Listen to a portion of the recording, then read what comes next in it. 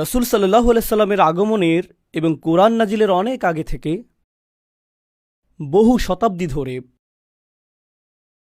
পৃথিবী একটি নির্দিষ্ট পন্থায় পরিচালিত হয়েছে। অতীতকালের প্রচলিত কিছু জীবন পদ্ধতি নিয়ে আমি আপনাদের মনোযোগ আকর্ষণ করতে চাই, যা পৃথিবীতে আধিপত্য বিস্তার করেছিল। এটা ছিল খ্রিস্টানদের একটা জীবন পদ্ধতি, কিন্তু অন্য সভ্যতাগুলোতেও এর উপস্থিতি পাওয়া যায়। চাইনিজ সভ্যতা, ভারতীয় সভ্যতা, পারস্য সভ্যতা ইত্যাদি। সমাজকে বিন্যস্ত করার জন্য তাদের নির্দিষ্ট পন্থা ছিল। আমি এখানে খ্রিস্টানদের উদাহরণ দিব। তাদের এরকম ধারণা ছিল যে কিছু মানুষ শাসন করার জন্যই জন্মেছে, কিছু মানুষ রাজকীয় রক্ত নিয়ে জন্মেছে, আর সৃষ্টিকর্তা চান যে এই লোকগুলোই পৃথিবী শাসন করুক। যেহেতু ইতিমধ্যেই তাদের শাসন ক্ষমতা রয়েছে, এর অর্থ সৃষ্টিকর্তা এরকমটাই চান। এটাই সৃষ্টিকর্তার ইচ্ছা। এই শাসকরা হলো বিশেষ মানুষ। কোনো কৃতকর্মের জন্য তারা বিশেষ মর্যাদা সম্পন্ন না, বরং তাদের বিশেষত্ব শুধুমাত্র বংশ পরিচয়ের কারণে। শুধুমাত্র জন্মগ্রহণের মাধ্যমেই তারা বিশেষ। তারা সাধারণ মানুষের চাইতে উত্তম। সামাজিক এই কাঠামোর দ্বিতীয় অংশটি হল, তারা মনে করত যে সমাজের এমন কিছু মানুষ রয়েছে যারা সৃষ্টিকর্তা কর্তৃক বাছাইকৃত। এরা ছিল পবিত্র মানুষ, সাধক, পুরোহিত, গির্জার যাজকগণ। তারাই একমাত্র মানুষ যারা জানে যে সৃষ্টিকর্তা আসলে কে, অন্য কেউ তা বুঝতে পারবে না। এই লোকগুলোই ধর্ম বুঝতে পারে, এই লোকগুলোই সৃষ্টিকর্তার বিধানগুলোকে বুঝতে পারে, আর একমাত্র এই লোকগুলোই সৃষ্টিকর্তার প্রতিনিধি হয়ে কথা বলতে পারে। যদি কেউ তাদের সাথে দ্বিমত পোষণ করে, তাহলে সে কোনো মানুষের সাথে দ্বিমত পোষণ করছে না, বরং স্বয়ং সৃষ্টিকর্তার সাথেই দ্বিমত পোষণ করছে। তো এই দুটি শ্রেণী, একদিকে ছিল রাজকীয় অভিজাত শ্রেণী, আর অন্যদিকে ছিল আধ্যাত্মিক অভিজাত শ্রেণী। আধ্যাত্মিক অভিজাত শ্রেণী। আর এই দুটি অভিজাত শ্রেণীর মধ্যে যোগসাজশ ছিল, তাদের মধ্যে অংশীদারিত্বের সম্পর্ক ছিল। ধর্মীয় অভিজাত শ্রেণী তাদের বক্তব্য প্রদান করত এবং মানুষের কাছে প্রচার করত যে রাজার প্রতি অবশ্যই তোমাদেরকে অনুগত হতে হবে, কারণ সৃষ্টিকর্তা এই রাজাকে বাছাই করেছেন। তো তারা বিভিন্ন স্থানে ভ্রমণ করে এটা নিশ্চিত করত যে প্রত্যেকেই যাতে শাসক গোষ্ঠীর প্রতি অনুগত থাকে। আর শাসক গোষ্ঠীও ধর্মযাজকদের কাছে এসে বলতো, আমরা আপনাদের গির্জাগুলোর অর্থায়ন করব, আমরা আপনাদের সুরক্ষা প্রদান করব, আমরা নিশ্চিত করব প্রত্যেকেই যাতে আপনাদের কথা শুনে। কেউ যদি আপনাদের বিরোধিতা করে, আমরা তাদেরকে হত্যা করব। এভাবে আমরা আপনাদেরকে রক্ষা করব, আর আপনারা সকলকে বলবেন যাতে তারা আমাদেরকে অনুসরণ করে। এই বন্দোবস্তটি তারা তৈরি করেছিল। এরপর তৃতীয় আরেক শ্রেণীর মানুষ ছিল। তো সেখানে ছিল রাজনৈতিক বা রাজকীয় অভিজাত শ্রেণী, ছিল ধর্মীয় অভিজাত শ্রেণী। এই দুইটি ছাড়াও সেখানে ছিল অর্থনৈতিক অভিজাত শ্রেণী, যাদের কাছে অর্থ ছিল। ধারণাটি এমন ছিল যে সৃষ্টিকর্তা কিছু মানুষকে অন্যদের তুলনায় অধিক সম্পদ দান করেছেন, আর স্পষ্টতই তিনি যদি তাদেরকে সম্পদের আধিক্য প্রদান করেন, এর অর্থ তিনি তাদেরকে অন্যদের তুলনায় বেশি ভালোবাসেন।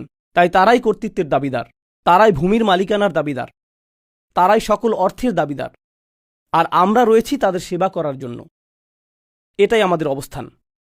তো আপনি এটাকে তৃত্ববাদ বলতে পারেন। সমাজের জন্য এটা একটা অপবিত্র তৃত্ববাদ। সেখানে ছিল শাসক গোষ্ঠী, সেখানে ছিল ধর্মীয় অভিজাত, আর সেখানে ছিল সম্পদশালী অভিজাত, আর বাকিদেরকে বলা হতো সাধারণ মানুষ। আমরা বাকি সকলে সাধারণ মানুষ, তাই না? আর আমাদের কাজ হলো এই লোকগুলোর অবস্থানকে মেনে নেয়া। আমাদের কাজ হলো সমাজে আমাদের নিজেদের ভূমিকাকেও মেনে নেয়া। এই ভূমিকা নিয়েই আমরা এই পৃথিবীতে এসেছি। এভাবেই আপনি জন্মগ্রহণ করেছেন। এটা ছিল খ্রিস্টানদের সমাজ ব্যবস্থার ধরন। তবে চাইনিজদেরও একই প্রকৃতির নিজস্ব সমাজ ব্যবস্থা ছিল, হিন্দুদেরও সমাজ ব্যবস্থা ছিল, অগ্নিপূজারীদেরও একই প্রকৃতির নিজস্ব সমাজ ব্যবস্থা ছিল, কিন্তু তাদের সকলের কিছু বিষয় ছিল অভিন্ন। এমনকি ফেরাউনের সময়ে গেলেও আপনি একই সূত্র দেখতে পাবেন। ফেরাউন বিশ্বাস করত যে সে সৃষ্টিকর্তা কর্তৃক বাছাইকৃত, তার রক্তে আভিজাত্য রয়েছে। তার একটি যাজক গোষ্ঠী ছিল যারা প্রচার করে বেড়াতো যে তোমাদেরকে ফেরাউনের অনুগত হতে হবে। আর তার ছিল ব্যবসায়ী শ্রেণী, যারা সকল শ্রমজীবীদের সেবা গ্রহণ করত। এটাই সমাজের বিন্যাস। এই তিনটি শ্রেণী একে অপরের সহায়ক ছিল, আর এই শ্রেণীগুলোর জন্য আইন সমানভাবে প্রযোজ্য ছিল না। সাধারণ কোনো মানুষ যদি অপরাধ করত, তাকে শাস্তি পেতে হতো, কিন্তু এই তিন শ্রেণীর কেউ যদি অপরাধ করত, তখন তারা একে অপরকে রক্ষা করত। তারা এই তিন শ্রেণীর মানুষদের জন্য শাস্তি থেকে বাঁচার উপায় বের করত, যেখানে অন্যরা ঠিকই শাস্তি পেত। এটা ছিল তাদের সমাজ ব্যবস্থার অংশ। তারা মানুষের কাছে প্রচার করত যে আইন সবার জন্য সমান, কিন্তু তা অবশ্যই তাদের জন্য প্রযোজ্য না যারা আইনের ঊর্ধ্বে। আর এই 3টি শ্রেণী আইনের ঊর্ধ্বে। এই বিন্যাসটি এমনকি মক্কাতেও তার নিজস্ব ভঙ্গিতে রাসূল সাল্লাল্লাহু আলাইহি সাল্লামের সময়ে বিদ্যমান ছিল। কুরাইশরা মনে করত যে কাবার তত্ত্বাবধানের জন্য তারা বাছাইকৃত। তারা মক্কার রাজকীয় অভিজাত শ্রেণী।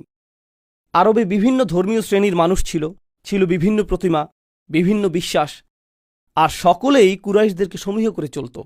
সকলেই। কুরাইশদের সাথে ঝামেলা করা যাবে না, তারা সুরক্ষিত সম্প্রদায়। সেজন্যই কুরাইশরা যখন ব্যবসার উদ্দেশ্যে ভ্রমণ করত, কেউই তাদেরকে আক্রমণ করত না, কারণ তারা সুরক্ষিত ছিল ধর্মীয় শ্রেণী দ্বারা। আর এমন লোকে ছিল যারা প্রচুর সম্পদের অধিকারী।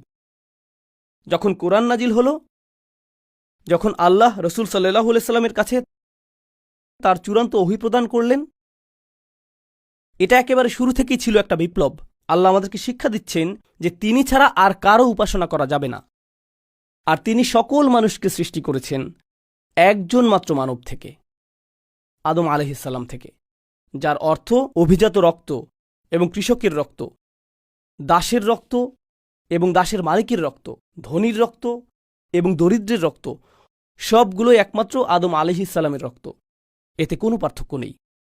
আর যখন তারা আল্লাহর উদ্দেশ্যে নামাজ পড়বে, সেখানে অভিজাতদের জন্য আলাদা কাতার থাকবে না। দ্বিতীয় কাতার ধর্মীয় অভিজাতদের জন্য, তারপর তৃতীয় কাতার অর্থশালী অভিজাতদের জন্য, আর তারপর দরিদ্র মানুষ পেছনের কাতারে থাকবে। এরকমটা হবে না। যখন মুসলিমরা নামাজের জন্য দাঁড়ায়, হামজা রাদিয়াল্লাহু তাআলা আনহুর মতো উচ্চ মর্যাদা সম্পন্ন ব্যক্তিরা যেই কাতারে দাঁড়াবে, সেখানে বিলাল রাদিয়াল্লাহু তাআলা আনহুর মতো দাসেরাও থাকবে। তারা সকলে একই কাতারে দাঁড়াবে। এটা শুধুমাত্র তাত্ত্বিকভাবেই সমতার কথা বলে না, বরং এটা বাস্তবেই প্রতীয়মান। প্রতিটি নামাজে যখন মুসলিমরা একসাথে দাঁড়ায়, এতে প্রদর্শিত হয় যে সকল মানুষ সমান। আপনি সকল ধরনের উপাধি ত্যাগ করেন। যদি কেউ অভিজাত হয়, যদি কেউ গবেষক হয়, যদি কেউ ব্যবসায়ী হয়, যদি কেউ মন্ত্রী হয়, সে যাই হোক, বাইরে সেই আভিজাত্যের জুতাগুলো তাকে খুলে ফেলতে হয়। তারা আল্লাহর ঘরে আসে, আর তখন তারা শুধুই আল্লাহর বান্দা। তারা সম্পূর্ণরূপে সমান, তাদের মধ্যে কোনো শ্রেণীবিন্যাস নেই। তবে কোরআনে অভিনব এক শ্রেণীবিন্যাসের কথা বলা হয়েছে। এরকম একটা বিষয় আসলেই রয়েছে যে কিছু মানুষ অন্যদের তুলনায় উত্তম। কিন্তু কোরআন কিভাবে এটাকে সংজ্ঞায়িত করেছে? ইন্না আক্রামাকুম ইনদাল্লাহি আতকাকুম। সবচেয়ে অভিজাত তারাই। এখানে অভিজাত শব্দটি খুবই গুরুত্বপূর্ণ, কারণ আরবরা যখন অভিজাত শব্দটি শুনতে পেল, তাদের মাথায় কি এসেছিল? এই 3 শ্রেণীর অভিজাতদের কথা তাদের মাথায় এসেছিল। এই 3 শ্রেণী যা আমি আপনাদেরকে বর্ণনা করেছি। আর আল্লাহ বলছেন, তোমাদের মধ্যে সবচেয়ে অভিজাত তারাই যারা আল্লাহকে সবচেয়ে বেশি ভয় করে, যারা আল্লাহর ব্যাপারে সবচেয়ে বেশি শঙ্কিত, যারা আল্লাহর ব্যাপারে সবচেয়ে বেশি সতর্ক। তো এখন কিভাবে আপনি নির্ধারণ করবেন যে কে উত্তম? যে মূলত আল্লাহর প্রতি সবচেয়ে অনুগত, ন্যায়ের প্রতি সবচেয়ে অনুগত, মূলনীতির প্রতি সবচেয়ে অনুগত, সত্য এবং সততার প্রতি সবচেয়ে অনুগত। যে ব্যক্তি বেশি দয়াশীল, সেই উত্তম। যে ব্যক্তি বেশি সত্যবাদী, সেই উত্তম। যে ব্যক্তি তার পরিবারের অধিকার আদায় করে, সেই উত্তম। এতে কিছু যায় আসে না যে সেই ব্যক্তি কি মিলিয়নিয়ার নাকি বাস্তুহীন। এতে কিছু যায় আসে না যে সে কোন পরিবার থেকে এসেছে। এটা গুরুত্বপূর্ণ না, কারণ তাকওয়া ভিতরে থাকে, বাইরে না। তো বাইরে তারা কি পরিধান করেছে, বাইরের চামড়ার আবরণ, অর্জন, স্বীকৃতি, এই সকল বাহ্যিক জিনিস এই অর্থে আল্লাহর কাছে অপ্রাসঙ্গিক। এই সব কিছু আল্লাহর কাছে অপ্রাসঙ্গিক। আর অভিজাত লোকদের ব্যাপারে একটা বিষয় আপনারা জানেন, যে তারা সেবক রাখতে পছন্দ করে। তারা নিজেরা নিজেদের কাজ করতে পছন্দ করে না। কল্পনা করুন, একজন রাজা তুরি বাজালো, আর এক ব্যক্তি পানি নিয়ে আসছে, কেউ ফল নিয়ে আসলো, কেউ আবার পাখা দিয়ে বাতাস করছে। অথবা বাইরে একটা শব্দ শোনা গেল, সে বলল, প্রহরী যাও দেখে আসো। সে নিজে উঠে গিয়ে দেখে আসবে না, সে অন্য কাউকে দেখে আসতে বলবে, তাই না? আল্লাহ কোরআনে কি করেছেন? তিনি এই অভিজাতদের উদ্দেশ্যে কথা বলছেন। প্রসঙ্গক্রমে মক্কি যুগের বেশিরভাগ কোরআনের আয়াত যদি আপনি মনোযোগ দিয়ে পড়েন, কোরআনের প্রাথমিক নাজিলকৃত অংশটি অভিজাতদের উদ্দেশ্যে কথা বলছে। তাদের উদ্দেশ্যেই তিনি বলছেন, বিত্তশালীদের উদ্দেশ্যে বলছেন, প্রভাবশালীদের উদ্দেশ্যে বলছেন। যেমন আল্লাহ বিচার দিবসে বলবেন, তোমার নিরাপত্তারক্ষীদের কি হলো? তোমার নিরাপত্তারক্ষীদের কি হলো? তোমার সেবকরা কোথায়? তুমি একা কেন? আর বিচার দিবসে তাকে অপমানিত হতে হবে। আল্লাহ বলবেন, যুক ইন্নাকা আনতাল আজিজুল করিম, মা লাকুম মিন দুনিল্লাহি মিন ওয়ালি ওয়ালা নাসির। তাদের কোনো রক্ষাকারী অথবা সাহায্যকারী থাকবে না। যখন রাজা বিপদে পড়ে, সে গির্জার কাছে যায়। যখন গির্জা বিপদে পড়ে, তারা রাজার কাছে যায়। যখন উভয়ই বিপদে পড়ে, তখন তারা যায় বিত্তশালীর কাছে। তারা একে অপরের সহায়তা পায়। বিচার দিবস শুরু হলো। সে বলবে, আমার লোকজন কোথায়, কাকে আমি এখন কল করব, আমার তো কারো কাছে যাওয়ার জায়গা নেই। কোরআন ধ্বংস করেছিল এই শ্রেণীবিন্যাসের স্বীকৃতি। মানবজাতির সকলেই সমান, মানবজাতির সকলেই মর্যাদা পাবার যোগ্য। কেউ নিচু শ্রেণী নিয়ে জন্মায়নি, কেউ কম সম্মানের যোগ্য না কারণ তার অর্থ সীমিত, কেউ বেশি সম্মানের যোগ্য না কারণ তার প্রভাব বেশি। বিষয়টা এরকম না। সম্মান আসে তাকওয়া থেকে, সম্মান সম্পূর্ণ ভিন্ন স্থান থেকে আসে, সম্পূর্ণ ভিন্ন স্থান থেকে। আর এই ধারণাটিকে চমৎকার মনে হয়, কিন্তু এটা একই সাথে বিপজ্জনক ধারণা। এটা আসলেই বিপজ্জনক ধারণা।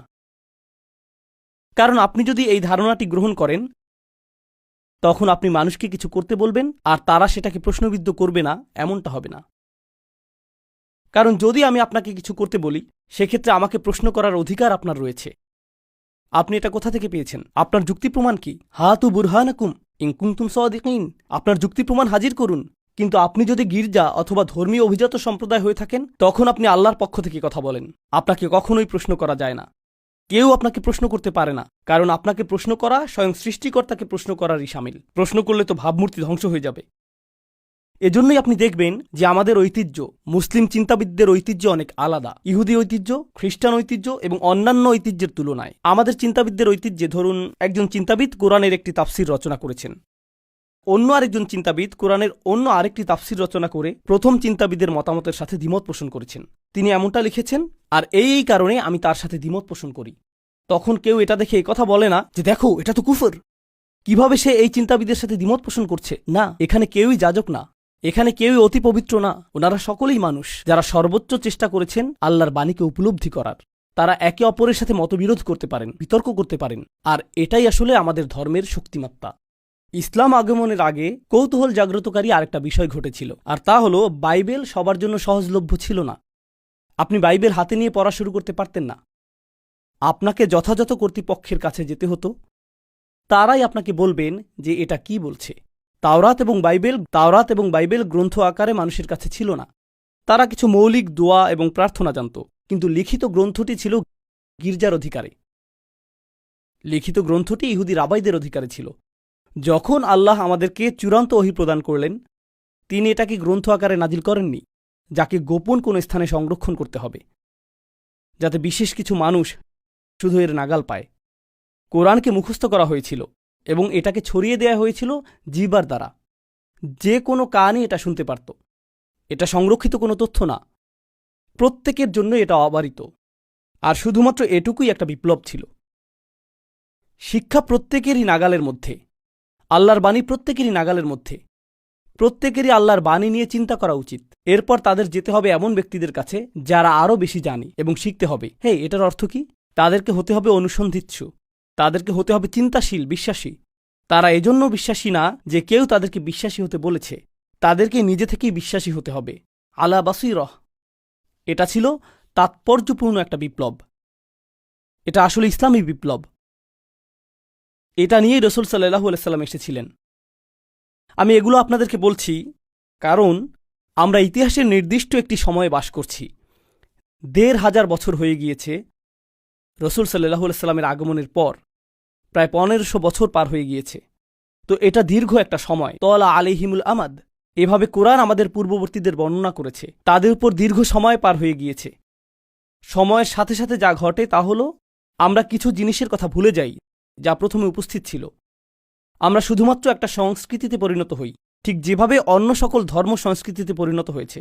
আমরা মুসলিম পরিবারে জন্মেছি, আমরা মুসলিম সমাজের মাঝে জন্মেছি। সব কিছু ছকবাঁধা নিয়মে চলবে, এতে আমরা অভ্যস্ত হয়ে পড়েছি। আমরা কখনো প্রশ্ন তুলি না, আমরা কখনো অনুসন্ধান করি না। আর আমরা ইসলাম পালন করি কারণ আমাদের পরিবেশ ইসলামিক। দয়া করে মনোযোগ দিয়ে কথাটি শুনুন। আমরা ইসলাম গ্রহণ করেছি কারণ আমরা আমাদের পরিবারে অথবা সমাজে ইসলামিক পরিবেশ পেয়েছি। তো আমাদের ইসলাম ভিতর থেকে আসেনি, এটা এসেছে পরিবেশ থেকে, যা থাকে বাইরে। কিন্তু এখন সময় পরিবর্তিত হয়েছে। যদি আপনি ত্রিনিদাদে বাস করেন, টেক্সাসে বাস করেন, লাহোরে বাস করেন অথবা ঢাকায় বসবাস করেন, কিছু যায় আসে না পৃথিবীর কোথায় আপনি বসবাস করছেন। এখন আপনার পরিবেশ কিন্তু চারপাশের পরিবেশই নয়, এই ডিভাইসের মধ্যেও একটা পরিবেশ রয়েছে। এখানেও একটা পরিবেশ রয়েছে। আপনার সামনে এখন এমনভাবে সবকিছু উন্মুক্ত হয়েছে যা আগে কখনোই হয়নি। মানবজাতির কাছে এর আগে কখনোই এত কিছু উন্মুক্ত হয়নি। তো আপনার পরিবেশ যা আপনাকে নিরাপদ রাখত, আর আপনার বিশ্বাস যা নিয়ে আপনি স্বাচ্ছন্দ্যে থাকতেন, কারণ আপনার চারপাশের সকলে তাই বিশ্বাস করে যা আপনি বিশ্বাস করেন, সেটা এখন আর থাকছে না। সেটা এখন হুমকির সম্মুখীন, সেটা প্রশ্নের সম্মুখীন, সেটা সন্দেহ সংশয়ের সম্মুখীন।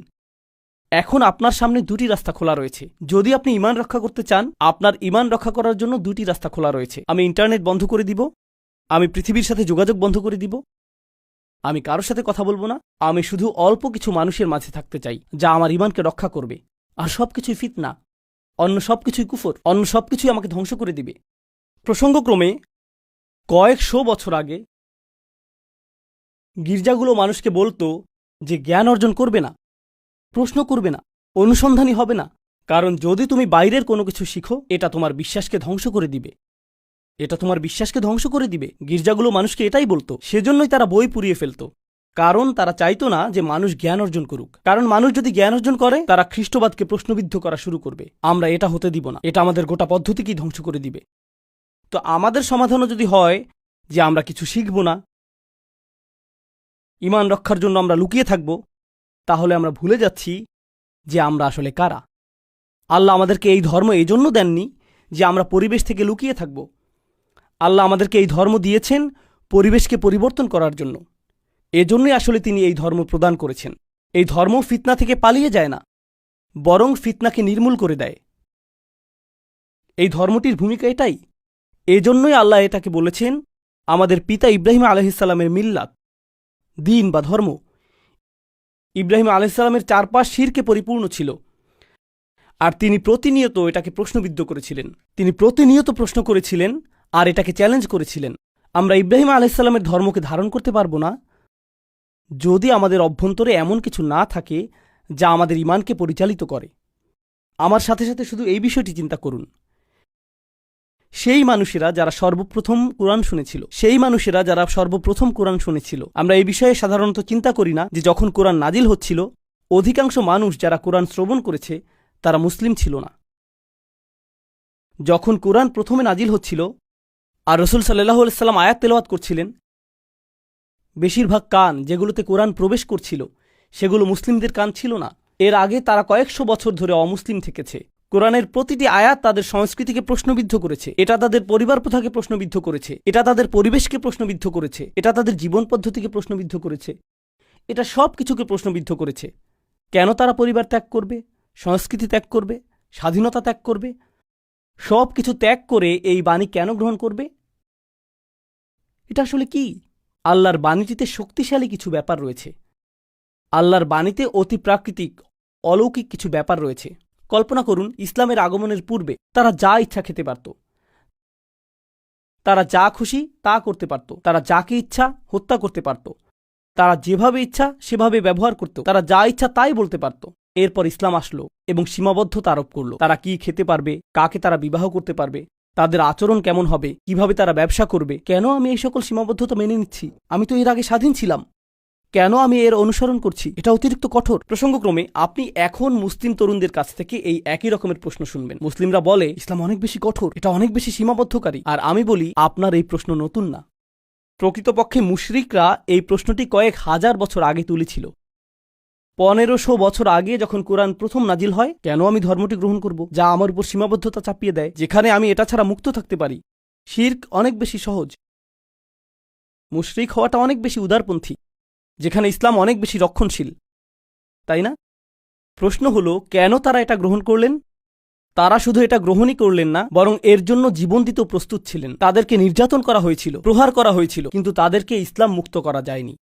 তাদেরকে দ্বিখণ্ডিত করে ফেলা হয়েছিল, কিন্তু তারা লা ইলাহা ইল্লাল্লাহ ত্যাগ করেনি। কি ঘটে যাচ্ছে এখানে? এমনকি তাদের পরিবার তাদের কাছে এসে বলেছে, আমরা তোমাকে ভালোবাসতাম, তোমার প্রতি আমাদের আশা ভরসা ছিল, কেন তুমি এরকম হয়ে গিয়েছ? তোমার ভেতরে কোন জিনিসটা পরিবর্তিত হয়ে গিয়েছে? কোনো একটা জ্ঞান তাদের কাছে এসেছিল, যার দ্বারা তারা বাইরের মিথ্যাগুলোকে দেখতে পারছিলেন। এরপর এখন তারা সত্যের প্রতি দৃঢ় প্রতিজ্ঞ। এটা শুধু তখনই ঘটবে যখন কারো ভিতরে বাসীরহ থাকবে, তারা নিজেরাই দেখতে পারে যে এটা আল্লাহর বাণী। তারা নিজেরাই অনুভব করতে পারে যে এটা আল্লাহর বাণী। পৃথিবীতে অনেক মুসলিম রয়েছে, কোটি কোটি মুসলিম রয়েছে সারা পৃথিবী জুড়ে। যদি আমাদের বেশিরভাগ মানুষই শুধুমাত্র এজন্যই মুসলিম হই কারণ আমাদের পিতামাতা মুসলিম, কারণ আমাদের আশেপাশের পরিবেশ মুসলিম, তাহলে আমাদের ইসলাম সংকটের মধ্যে আছে।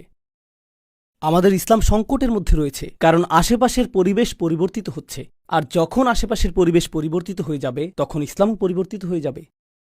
যেই জিনিসটি আমাদের ইসলামকে অব্যাহত রাখবে, আশেপাশের পরিবেশ পরিবর্তিত হোক বা না হোক, কোনো কিছু এটাকে প্রভাবিত করবে না যদি ইসলাম ভেতর থেকে আসে, বাইরে থেকে না। এটা ভিতর থেকে আসতে হবে। আমি আমেরিকায় থাকি, কখনো কখনো তরুণ ছেলেরা এসে আমাকে বলে, উস্তাদ, আমেরিকায় মুসলিম হিসাবে বসবাস করা আসলেই কঠিন। আর আমি বলি, আমার জীবনে এর চেয়ে অদ্ভুত কথা আর শুনিনি। আমেরিকায় মুসলিম হিসাবে বসবাস করা খুবই কঠিন। যখন 2+2=4 হয়, এটা ত্রিনিদাদে মেনে নেওয়া কঠিন না যে 2+2=4। আর কানাডা এটা মেনে নেওয়া অধিকতর কঠিন না, অন্য কোনো স্থানেও এটা অধিকতর কঠিন না। আগুন উত্তপ্ত, আমেরিকাতে আগুনে হাত দেওয়া আসলেই অনেক কঠিন। না না না, আগুন উত্তপ্ত, তা যেখানেই থাকুক না কেন। সত্য তো সত্যই। আশেপাশের পরিবেশ আমার ইমানকে দুর্বল করে দিবে। জানেন এই ধারণাটির মানে কি? আপনার ইমান শুধুই আশেপাশের পরিবেশ থেকে এসেছে, সেজন্যই এটা দুর্বল। আপনার ইমান ভেতর থেকে আসেনি। ইমানকে আমাদের ভেতরে লালন করতে হবে, আমাদের ভিতরে তৈরি করতে হবে। একমাত্র সেভাবে তা আসবে যেভাবে এটা প্রথমবার এসেছিল। প্রথমবার এটা এসেছিল যখন মানুষ আল্লাহর বাণী নিয়ে চিন্তা করেছিল, রাসূলুল্লাহ সাল্লাল্লাহু আলাইহি ওয়াসাল্লাম কোরআনের আয়াত তেলাওয়াত করেছিলেন। মানুষ চিন্তা করেছিল যে এই কথাগুলো আসলে কি, তিনি কি বলছেন। আর যত বেশি তারা এটা নিয়ে চিন্তা করেছিলেন, পৃথিবীকে তত নতুনভাবে আবিষ্কার করেছিলেন। এরপর আপনি আশেপাশের পরিবেশকে জাহান্নাম বানিয়ে ফেলতে পারেন, তারা ইসলাম ত্যাগ করবে না। আপনি পরিবেশকে নির্যাতনময় করে তুলতে পারেন, তারা ইসলাম ত্যাগ করবেন না। আপনি তাদেরকে গৃহহীন করে দিতে পারেন, তারা ইসলাম ত্যাগ করবেন না। আপনি তাদের প্রিয়জনকে ঘৃণিত জনে পরিণত করে দিতে পারেন, তারা ইসলাম ত্যাগ করবেন না। কোনো কিছুই তাদেরকে ইসলাম ত্যাগ করাতে পারবে না। অনেক জায়গায় আপনি দেখবেন যে মুসলিমদের জন্য জীবন সহজতর। আর প্রসঙ্গক্রমে আমি পৃথিবীর অনেক স্থানে গিয়েছি। যখন আমি মুসলিম সম্প্রদায় দেখি, একটা জিনিস আমি লক্ষ্য করেছি যে যেখানে অধিক বিত্তশালী মুসলিম দেখা যায়, সাধারণত তাদের সন্তানেরা ইসলাম থেকে বেশি দূরে। এটা কি বিপরীতধর্মী না? একদিকে আপনি দেখবেন যে মানুষকে নির্যাতন করা হচ্ছে আর তারা ইসলাম ত্যাগ করছে না। অন্যদিকে এমন মানুষ রয়েছে যাদের জীবন আরামদায়ক, তাদের আছে প্লেস্টেশন 5 বা তার চেয়েও আপগ্রেড।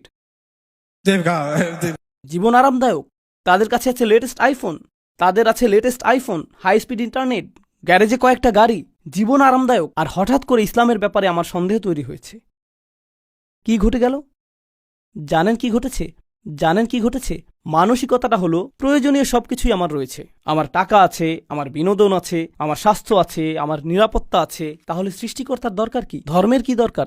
ইতিমধ্যেই আমার সবকিছু রয়েছে, আমার এগুলো দরকার নেই। জানেন নিরাপত্তার এই অনুভূতি কোথা থেকে আসে? এটা আসে আশেপাশের পরিবেশ থেকে। এটা পরিবেশ থেকে আসে। তো এই অবস্থায় মানুষ ঈমান হারাচ্ছে পরিবেশের কারণে। অথবা মানুষ ভাবছে একমাত্র যে উপায়ে তাদের ঈমান রক্ষা পাবে তা হলো অনুকূল পরিবেশ পেলে। চলো এই নষ্ট আমেরিকা থেকে দূরে চলে যাই, আসো কোনো একটা মুসলিম দেশে চলে যাই, যাতে আমরা নিরাপদ পরিবেশে থাকতে পারি। এই চিন্তা পদ্ধতিটা কোরআনের মূলনীতির বিপরীতে চলে যায়। আমাদের ধর্ম মানুষকে নিরাপদ পরিবেশে যেতে উৎসাহিত করে না। আমাদের ধর্ম মানুষকে নতুন পরিবেশ তৈরি করতে উৎসাহিত করে। নতুন পরিবেশ তৈরি করা। সাহাবাগণ তাদের জন্মভূমি ত্যাগ করেছিলেন, তারা মক্কা এবং মদিনার পুণ্যভূমি ত্যাগ করেছিলেন, তারা সেই পুণ্যভূমি ত্যাগ করেছিলেন। এরপর কেউ চলে গেলেন ভারতে, কেউ চলে গেলেন চীনে। কেন? তাদের তো নিরাপদ পরিবেশে থাকা উচিত ছিল। কেন তারা এত দূরে চলে গেলেন? কোন কারণে? এটাই আমাদের ধর্মের মূল নির্যাস। যখন আমরা সেই নির্যাসের কথা ভুলে যাই, তখন কোনো সন্দেহ নেই, আমার মনে, আল্লাহ তাআলা ভালো জানেন, আমার মনে এই বিষয়ে কোনো সন্দেহ নেই যে আমরা যদি এই ধর্মকে না ধরে থাকি অন্তর্নিহিত কারণে, গভীর আভ্যন্তরীণ কারণে, তাহলে আল্লাহ এই উম্মাহকে অন্য কারো দ্বারা প্রতিস্থাপিত করে দিবেন, যারা হবে আমাদের চেয়ে উত্তম। ইন তাতাওয়াল্লাউ ইস্তাবদিল কওমান গায়রাকুম সুম্মা লা ইয়াকুনু আমসালাকুম। তোমরা যদি মুখ ফিরিয়ে নাও, তিনি তোমাদের স্থলে অন্যদেরকে প্রতিস্থাপিত করে দিবেন, আর তারা তোমাদের মতো হবে না। আল্লাহ আমাদের প্রতিস্থাপিত হওয়া থেকে রক্ষা করুন। তিনি আমাদেরকে তেমন মানুষে পরিণত করুন যারা আন্তরিকভাবেই আল্লাহর বাণীকে গভীরভাবে আত্মস্থ করে। আমরা যেন পাই আমাদের ঈমান, এই ধর্মের প্রতি আমাদের প্রত্যয় বাইরের পরিবেশ দ্বারা প্রভাবিত হয় না, বরং এটা ভেতর থেকে প্রজ্বলিত হয় এবং এটা ভেতর থেকে দ্যুতি ছড়ায়। আর বস্তুত আশেপাশের পরিবেশ আমাদের পরিবর্তন করার বদলে আমরাই যেন শেষমেশ পরিবেশকে পরিবর্তন করি। বারাকাল্লাহু লি ওয়া লাকুম ফিল কুরআনিল হাকিম ওয়া নাফা'নি ওয়া ইয়্যাকুম বিল আয়াতি ওয়াজ যিকরিল হাকিম।